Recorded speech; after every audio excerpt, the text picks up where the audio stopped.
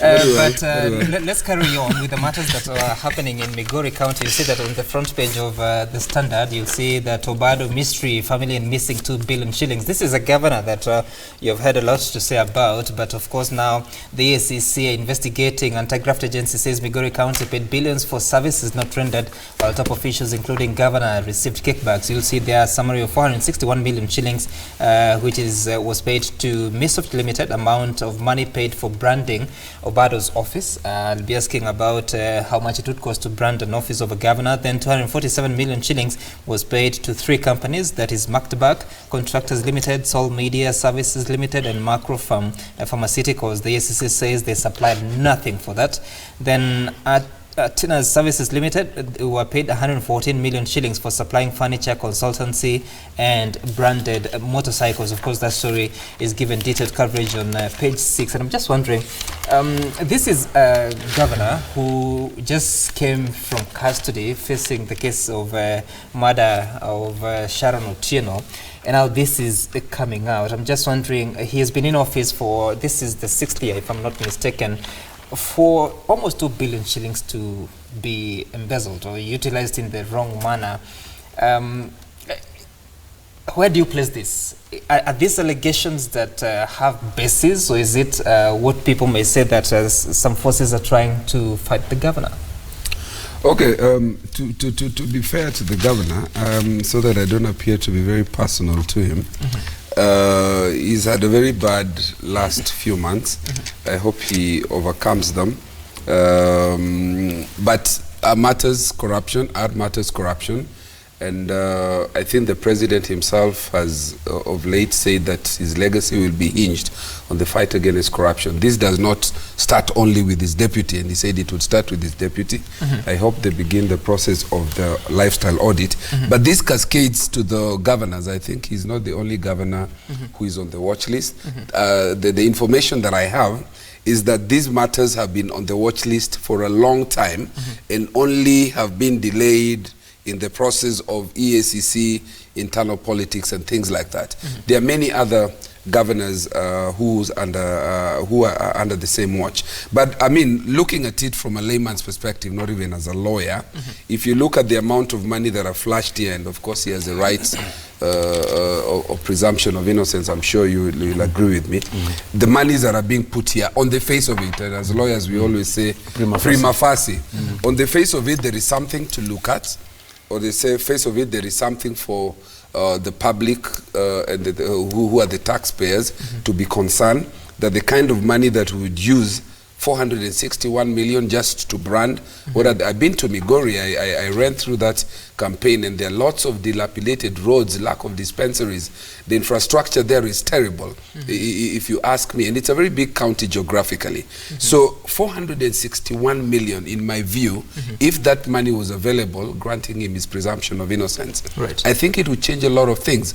Dr. Pamela, who just almost lost her life, partly the issue was the state of the roads, if you put into consideration other things. You look at these other things about consultancy and motorbikes, 114 million. I don't know what the core business of the county is. I think I would place, if I was the governor, more money into health and infrastructure. But then again, I want to repeat, these are allegations. When matters are brought, and I'm sure we all run our CDFs, and the auditor is always all over the place. Sometimes receipts and returns haven't been made. We have to give him that opportunity to be able to respond to this the situation. There are details, just before you go, Mheshimiwa Munene, that Otieno, one of the persons that has been mentioned here, was employed on September 15 as a pharmacist at the Uriri Sub-County Hospital. The commission claimed he registered his 2 companies in 2016, yet the money was said to have been disbursed in 2014. So it would appear that a company is paid before it's registered. I'm just wondering, when you look at the whole concept of devolution and how counties are able to utilize the resources that they have, what is the threshold, or rather how rampant is the abuse so that you have such kind of money used to support cronies without necessarily supplying services? What I want to say about this man Obado, because I think we are giving him so much benefit of doubt, because he's just outside in a bail for a murder case that you are saying innocent till proven guilty. There's 2 billion again he lost. Innocent still proven guilty. It's a man I'm starting to read so much about his life, but I've not forgiven him yet for the other story. So what I used to say about this man categorically is, one, if you look at 461 million used for branding, do you know how much money a member of parliament receives? I'm sure my brother Oluoch, by the time you finish 5 years term, you won't have received this money. Yes, yes. To develop the whole constituency collectively, 5 years. So governors are really misusing money for this country. When the president talked last time and said, so far we have devolved to county government 1 trillion. When you go looking for that 1 trillion, because Obado should have been ashamed yesterday following the deputy president to an hospital where the deputy president said, this hospital is so dilapidated, we'll give 20 million to try and make it up. We are talking about the deputy president giving 20 million to try and make up an hospital when we are talking about 461 million misused for branding. And Obado is there crapping. Because we are getting some, I think governors now need to style up. Because Kenyans cannot continue paying tax and we lose money like this. We say he is innocent until proven guilty, but as a country, we need to accept that the levels of corruption now are unacceptable.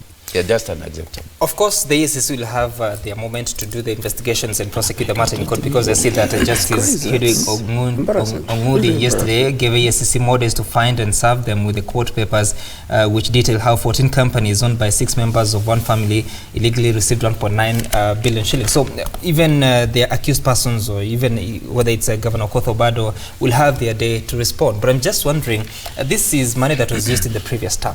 We are now in 2018. This is the second term of devolution, and ECC is still trying to catch up with what happened in the previous term. So how do we ensure that whatever your governor is using funds on today is in the right manner, so that you do not have to come 2 years down the line, we are trying to fight back and see how they utilize resources? First of all, I need to be very cautious not to be wrongly quoted on this very topic of Obado, because I find the headline today a bit more suspicious, owing to the fact that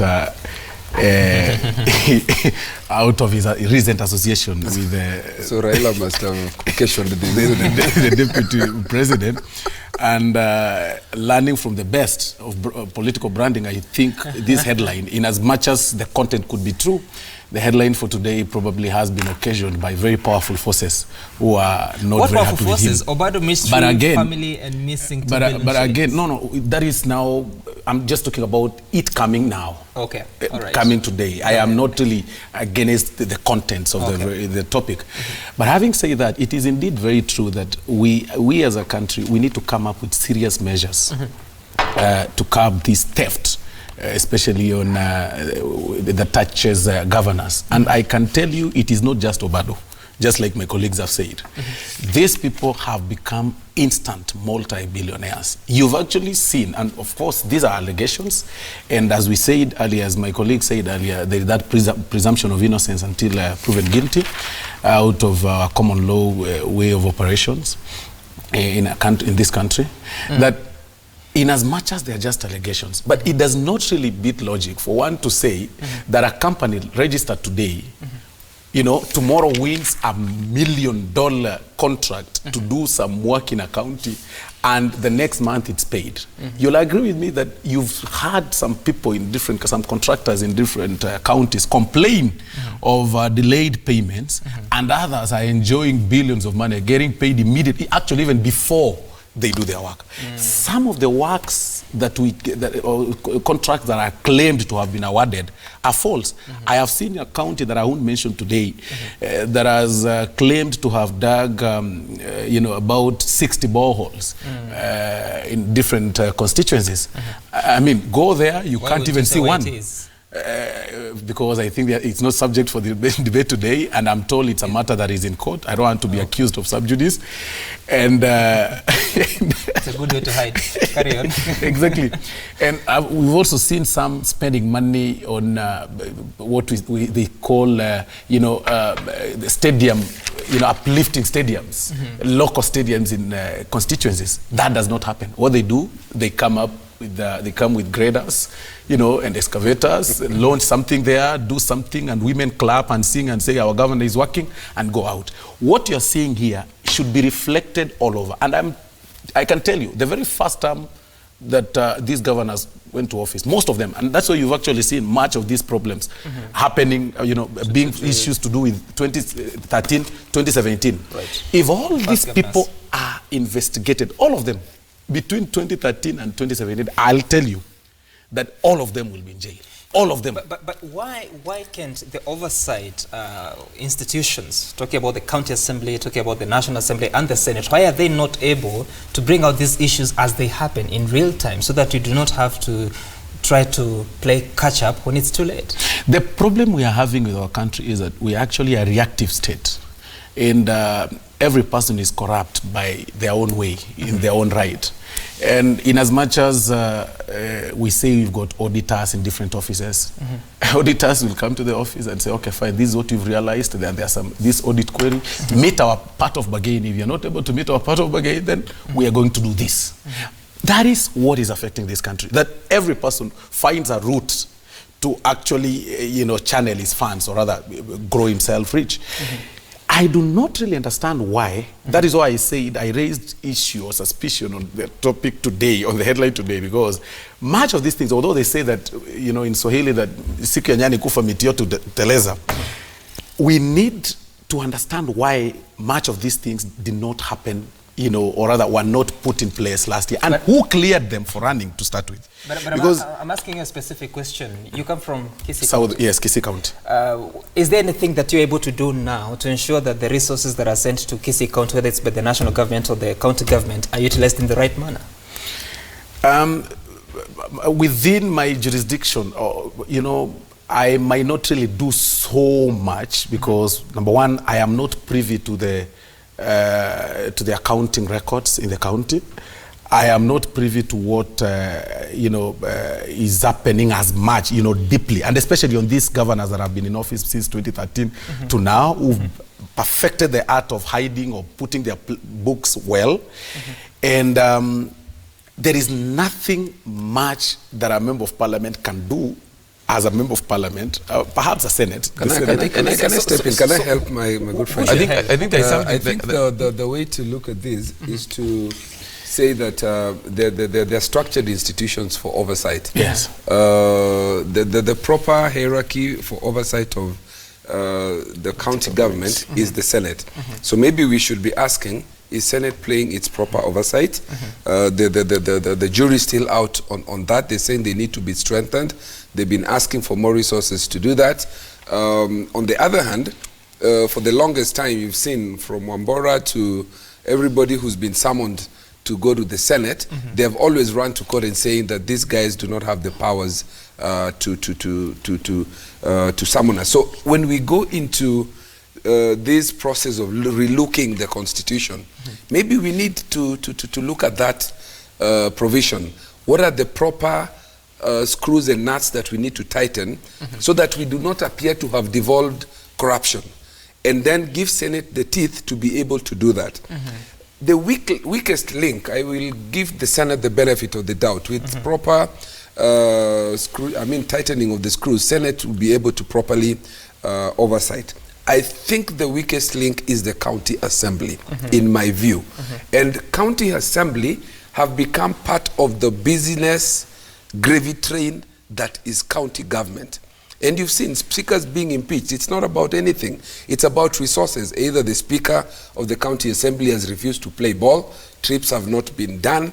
They are running over each other, the county assembly members, trying to get contracts. So when are they going to be able to oversight? And this brings me to the point, do we need to think the level of education? And with all due respects to our colleagues at the county assembly, they are legislators. They make law. Do they understand that their role of oversight requires that they understand at the level of legislation making that they will be able to appreciate the laws, and the laws that are able to make them have the teeth to put the county executive on its feet? So I think then lastly, that we need to recharacterize the debate, and I want to agree with my good friend for once on this debate, that the focus on Obado really misses the point. This thing is about the entire audit of the county governments and the use or misuse of resources. Right. So for whatever reason they chose to focus on Obado, I think it's perhaps unfair. This thing cuts across. If you were to do an audit, on the one hand, of what devolution has done, that actually is tangible, and he's mentioned a hospital where the deputy president was giving 20 million and the governor there was clapping. The only thing, and I'm finishing, I can hear him dunga ring me atimaliza. The only tangible development that you can see at the at any level is the one that is done by CDF, which then makes me wonder, when we talk about referendum and people are saying punguza mzigo means reduce the constituencies, when the county governments can show nothing and are eating every single penny that we send, I think we need to recharacterize this debate. All right, so let's finally, Munene. I think I'm seated with two friends who really like giving lectures instead of responding to issues. Which is okay, that's part of what we are employed to do. You can't just give lectures here. With a lot of respect. But thanks for once you have agreed. Carry on with your response. For once, my friend Oluoch has agreed that this headline today is choreographed, which is very genuine of him. Because of yesterday's visit by the deputy president. For once, Oluoch has become very genuine, my brother. Is the focus of your debate Oluoch? So what I want to say is that our greatest problem in these corruption issues, I don't want to blame the Office of the Auditor General. I don't want to blame the county assemblies. Our greatest weakness is our court, it's our judiciary. Because when we sit here as members of parliament and the say county assemblies are weak, what have we done as members of parliament also to check the national government? Because that is our duty. Because in different committees in parliament, and my brothers will bear me witness with this, corruption reports come in parliament, we deal with them as committees. What happens after that? Because we call ministers, we call PSs in parliament, they are always there. We tell them there's corruption here, maize has been stolen here, this road money was stolen here. But once you finish all that exercise as a parliament, where it goes after that, it's a dead end. So it becomes like a rotation. We call cabinet secretaries. The same corruption case that was investigated by the Roads Committee last parliament, even the 10th parliament, the 11th parliament will investigate it, the 12th of the parliament will continue investigating it, but no action will be taken. So you're saying it's a continuation of the lectures. Now we need to our court, there is a great weakness in our the lecture continues. Okay. The lecture continues. We need to take a break from the lectures. Sorry. I wanted just to blame him. Sorry, we have to take a break. When we return, we'll be continuing the discussion and also talking about the news that now maize will be costing 2,300 every 90 kilogram bag, and of course the whole concept about strategic food reserve and where the country goes. After this, you can tweet us at Citizen TV Kenya, or you can tweet me at Samgituku. You may also text us at 22422 on the questions and feedback that you may have to share with the panelists here. Back in a moment.